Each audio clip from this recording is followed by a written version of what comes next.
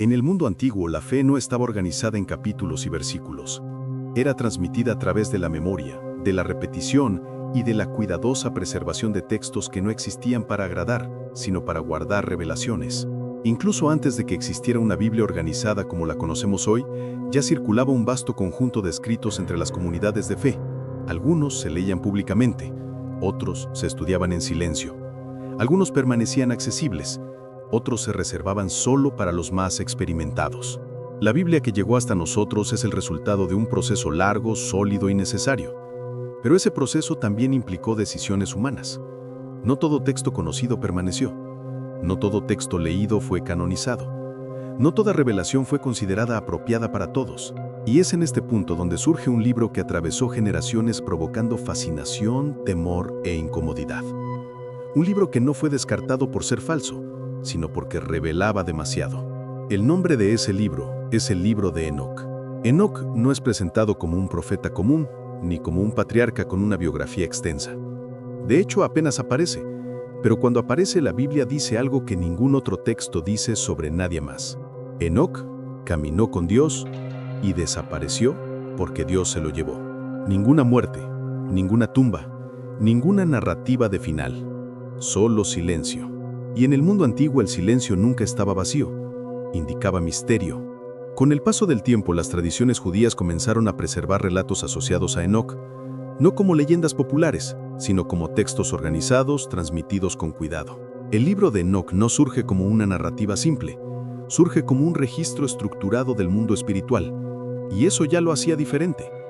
Mientras otros textos hablaban de leyes, historia y moral, Enoc describía el cielo como un sistema organizado, ángeles con funciones específicas, órdenes celestiales bien definidas y un juicio espiritual que operaba con reglas claras. No metáforas, no símbolos vagos, sino descripciones. El problema comienza cuando este libro presenta a los vigilantes. Según el texto, eran ángeles designados para observar a la humanidad, no para gobernar, no para interferir, solo vigilar. Pero algunos de ellos cruzaron un límite. Descendieron a la tierra, quebraron leyes divinas y enseñaron a los hombres conocimientos que no debían haber sido entregados en ese tiempo. El texto afirma que esa enseñanza aceleró la corrupción de la humanidad de forma irreversible. Y aquí surge una afirmación poderosa. El mal no se propagó solo por elección humana, fue amplificado por una interferencia espiritual. Eso cambia muchas cosas. Si esto se enseñara ampliamente, la idea de responsabilidad espiritual se volvería mucho mayor. La comprensión del pecado se volvería más compleja. El conflicto invisible dejaría de ser abstracto. Y tal vez eso era demasiado profundo. El libro de Enoc comenzó a circular ampliamente entre las comunidades judías del periodo del Segundo Templo. Era conocido, era leído, era respetado. Tan respetado que un detalle imposible de ignorar permanece registrado. Es citado dentro de la propia Biblia, en el libro de Judas. Es decir, los autores bíblicos conocían a Enoc, no era un texto marginal. Entonces la pregunta surge naturalmente. Si era conocido, leído y citado, ¿por qué no permaneció? Esta pregunta no tiene una respuesta simple, pero tiene un contexto.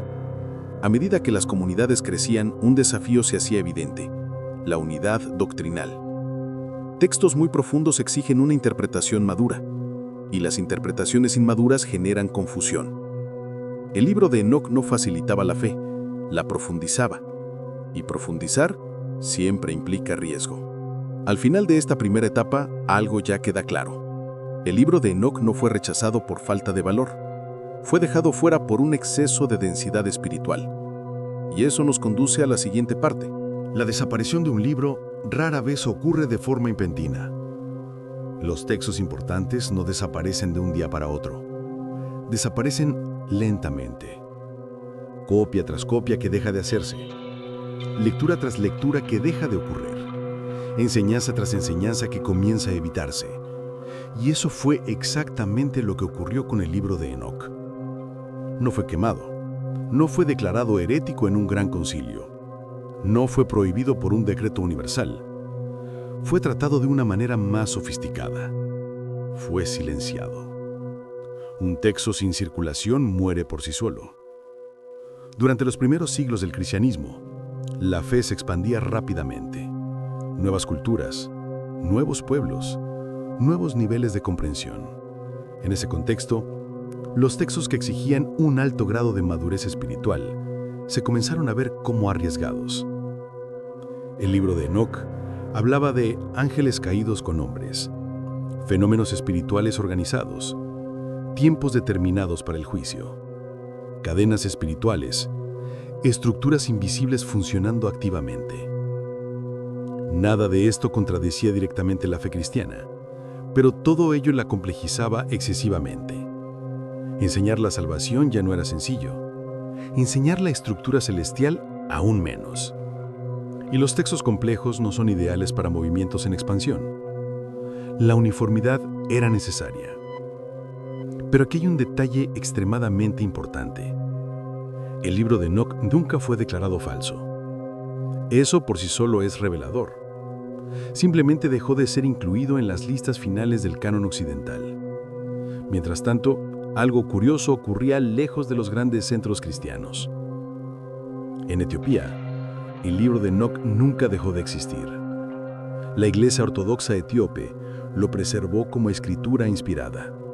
Lo copió, lo leyó, lo transmitió. Para ellos, Enoc nunca fue controversial. Siempre estuvo ahí. Eso significa que mientras una parte del mundo cristiano lo silenciaba, otra parte lo custodiaba intacto. Cuando los estudiosos modernos finalmente tuvieron acceso al texto completo, ¿algo sorprendió? El contenido no contradecía Génesis, no negaba a los profetas, no se oponía al Nuevo Testamento, expandía la lógica de la narrativa bíblica. Pero expandir exige preparación. Y tal vez ese sea el punto clave de toda esta historia. No todo conocimiento espiritual fue hecho para circular ampliamente. Imagina por un momento que el libro de Enoc hubiera permanecido entre los escritos considerados sagrados desde el principio. Imagina crecer escuchando no solo acerca de ángeles como mensajeros genéricos, sino como seres organizados, jerarquizados, con funciones específicas en el gobierno del mundo invisible. Nuestra visión de los ángeles no sería poética, sería técnica, responsable, temible. El mal dejaría de verse solo como una falla moral individual. No sería únicamente el resultado de decisiones equivocadas. Sería comprendido como algo estructural, sistémico, organizado en oposición directa al bien. No un caos, sino un sistema rival. El conflicto espiritual dejaría de ser solo simbólico, abstracto o alegórico. Ya no sería una metáfora de dilemas internos. Pasaría a ser institucional, con reglas, límites, rebeliones y consecuencias. Y eso cambiaría profundamente la manera de vivir la fe. Pero aquí hay un punto esencial. Esta comprensión no fortalecería a todos por igual. Algunos encontrarían una mayor responsabilidad. Otros miedo. Algunos crecerían en discernimiento. Otros se perderían en especulaciones, exceso de curiosidad o interpretaciones peligrosas. Porque no toda revelación es neutra. Exige preparación interior. El libro de Enoc no es simple. No se entrega fácilmente. No consuela antes de confrontar. Exige discernimiento, madurez y silencio interior. Expone capas del mundo espiritual que muchos, incluso bien intencionados, no sabrían interpretar correctamente. Y cuando la interpretación falla, la revelación deja de edificar. Por eso tal vez este libro nunca fue removido por error. No fue rechazado por falsedad. No fue excluido por miedo, sino reservado por prudencia. Porque la fe nunca tuvo como objetivo solo informar. Siempre tuvo el propósito de transformar. Y la transformación sin una base sólida genera confusión.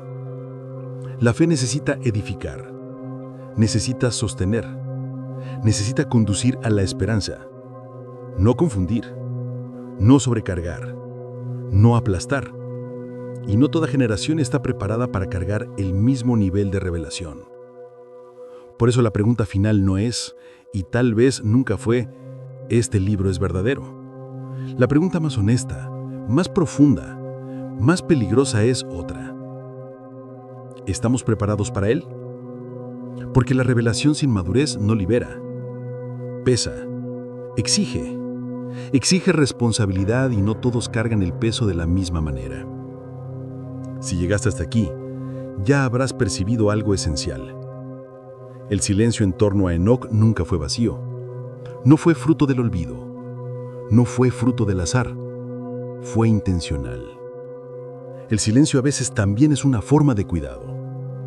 Y quizás ahora, en un tiempo de exceso de información, de búsqueda de sentido, de preguntas que no se callan, este libro esté siendo escuchado nuevamente. No como curiosidad, sino como advertencia, como un llamado al discernimiento. Si quieres un video exclusivo solo hablando de los vigilantes, escribe vigilantes en los comentarios. Si quieres conocer otros libros antiguos que quedaron fuera del canon, escribe continúa. No toda verdad fue hecha para gritar. Algunas esperan pacientemente hasta que alguien esté listo para escucharlas. Y tal vez, solo tal vez, ese tiempo sea ahora.